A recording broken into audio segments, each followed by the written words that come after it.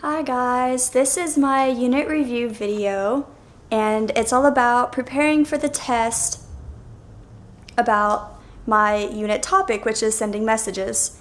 And this consisted of a couple of different lesson plans, but that all revolved around the topic of sending messages. And the first one that we did in class was storytelling.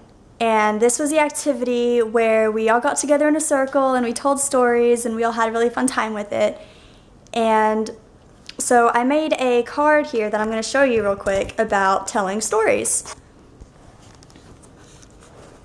So this is my storytelling card, and it says, "Why do we tell stories?" Well, there are a couple of different reasons, including it's fun. We can learn new things. Say, if you hear a story about something that you've never heard before, then you learn something new from it. And another reason may be just to be creative, just to make something up and have fun with it and to be creative. Or to remember and share things that are important to you. To tell about what happened in the past or what we want to do in the future, and so we can make sense of information in the world around us. So here I drew a little picture, once upon a time picture, and then we have the different kinds of stories that we talked about. And there's imaginary stories and there's real life stories.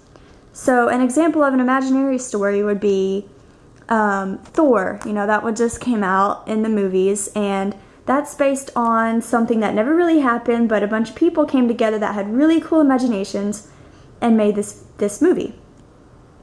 A real life story would be what happened yesterday. For example, something that happened to me yesterday, I let my dog go outside to play around with her, and we played fetch in the yard with the frisbee for about 15 minutes, and then she came inside and lay down and slept for about 10 minutes. That's an example of a real life story, and that's something that actually happened. It might not be as good as the story of Thor, but it is still a story. So moving on, the next thing that we talked about were nonverbal clues. So what are nonverbal clues? They're parts of communication where speech, it's not focusing, where speech is not present. For example, facial expressions, snapping fingers, tapping your foot, hand and arm movements, the way you stand, if you're slouching or if you're standing nice and tall, straight up. So then I drew some little facial expressions here, where this is the happy emotion, sad emotion, and maybe scared. So these are some faces that you might make to tell people how you're feeling without actually saying anything. And different facial expressions or body movements or noises such as snapping your fingers can mean different things in different cultures. So we talked about what they mean here in this culture, such as happy face meaning that you're happy, sad face meaning that you're sad, snapping fingers meaning, to hurry up, and that one's a little bit rude, but it's still part of nonverbal clues. So on the exam, I might be likely to maybe have faces, like empty faces, and ask you to draw in an emotion on that empty face, describing a specific emotion. For example, if I asked you to draw a happy person, maybe what that happy person would look like. So that's an example of how you can study. Okay, so next we talked about synonyms and antonyms, and some of you guys had a little bit of difficulty with this, which is very okay, and I'm actually going to do a little activity in this video to maybe help you remember what synonyms and antonyms are. So, what is a synonym? It's a word or phrase that means exactly or nearly the same thing as another word or phrase. For example, cat and kitty are two words to describe the same thing, which is a cat. So you can say, my cat's name is Whiskers, or you could say, my kitty's name is Whiskers, and they would both mean the same thing because cat and kitty refer to the same animal. Antonyms, on the other hand, are words that have meanings opposite to one another. For example, happy and sad, those are two opposite feelings. Or hot and cold, those are two different opposite temperatures. So what I'm going to do now is I'm kind of going to do a walkthrough of my house and try to find some different synonyms and antonyms. And I have two very special friends that are going to help us with that today. So we have to go meet them. And the first one is actually outside. Let's go see what she's up to.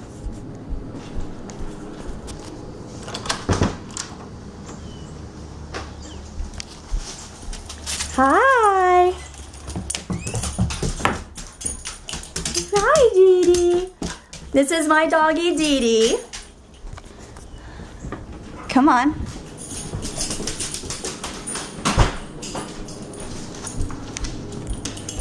So there's Dee Dee. She's going to be helping us today. I don't know if you can see him or not. There he is. That's my lizard. He still doesn't have a name, so if any of you want to comment down below with a name, he's a boy, by the way, let me know. So, taking a look at Dee Dee, you can see that she's a black dog. She's fairly big. She's happy. Hi, Dee Dee. I know, you're happy. And she's very fluffy and soft. And she has really thick fur. So, what are some synonyms to describe her size? We know she's big. You could also say she's large.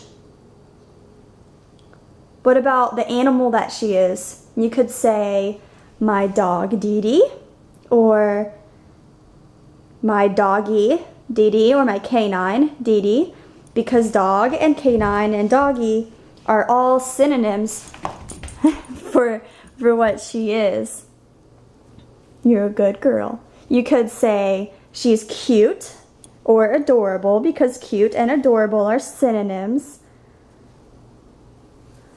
She's good. You're a good girl, Dee Dee. And then you have my little lizard. I'm actually going to take him out.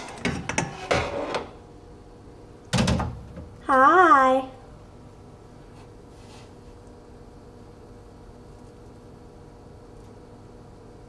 There he is. We've got my little lizard, and he's small. So some synonyms for small might be tiny or little.